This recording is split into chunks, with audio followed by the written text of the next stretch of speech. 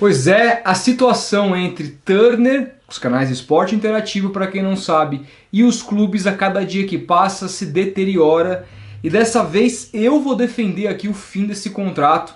Vou explicar por quê, vou argumentar, você pode comentar aí depois, dizer o que você acha a respeito, mas para isso eu vou precisar contextualizar para que você entenda de fato a história. Quem não sabe, existe uma cláusula conhecida como cláusula Palmeiras. O que isso significa?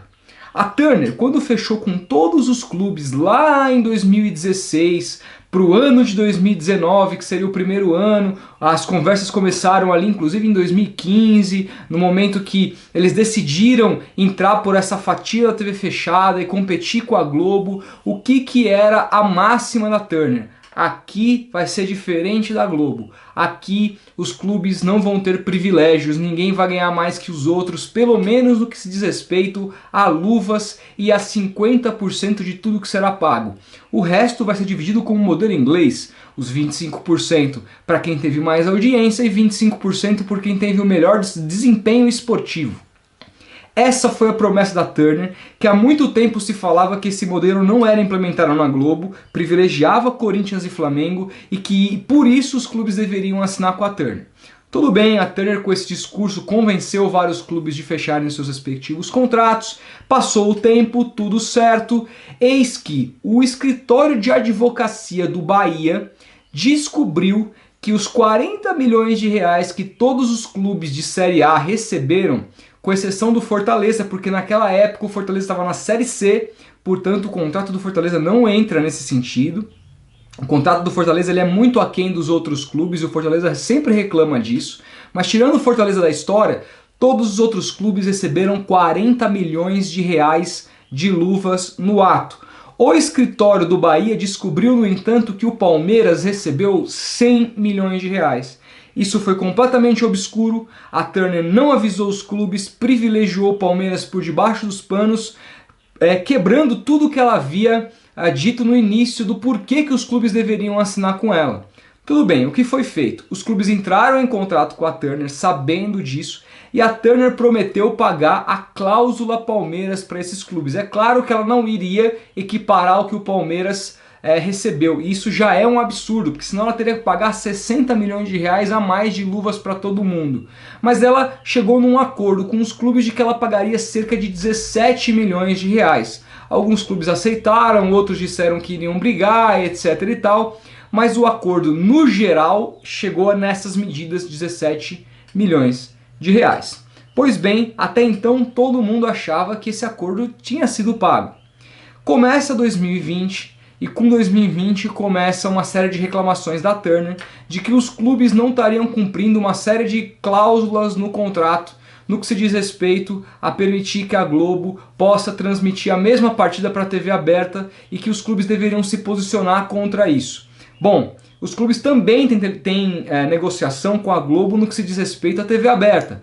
E quanto mais eles são exibidos na TV aberta, mais eles ganham, porque a Globo também mudou a sua forma de pagar o dinheiro para os clubes no final do ano, e quanto mais jogos você tem na televisão aberta, mais você ganha. Falei aqui sobre isso recentemente num vídeo que eu explico por que na minha opinião é falácia o Corinthians dizer que não vai jogar mais à noite nem aos domingos, porque ele fazendo isso, ele estaria fora dos jogos da Globo. Estando fora dos jogos da Globo, ele perderia muita grana porque se distribui dinheiro dessa maneira hoje.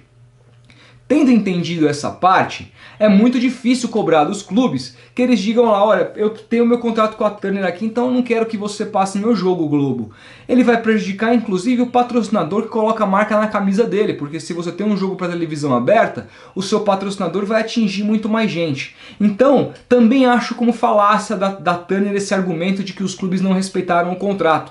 Quem não respeitou o contrato foi a senhora Turner. Como falei, Gabriel Wacker descobriu que a Turner jamais pagou a cláusula Palmeiras a esses clubes e a relação entre as partes só piora. Para mim, essa informação assim é o fundo do poço, é o atestado de que essa parceria não deu certo. Claro, a Globo mexeu aí os pauzinhos para fazer com que isso corroborasse também, porque Muito principalmente esse acordo não dá certo por conta das aplicações da multa que a Globo aplicou para os times que fecharam com a Turner. Isso, os clubes no geral diminuíram muito os seus ganhos. Então aqueles times que fecharam com a Turner para poder ganhar mais num valor final e para não depender só da Globo, com essas multas, no final das contas, compensaria mais se eles tivessem assinado completamente com a Globo. Portanto, os times que fecharam com o Sport TV e que não tiveram essa multa, acabaram ganhando mais dinheiro no final, com alguma ou outra exceção. Eu não tenho os números claros, mas aqui eu posso dizer tranquilamente que no geral é isso. A maioria dos clubes que fecharam com a Turner perderam dinheiro.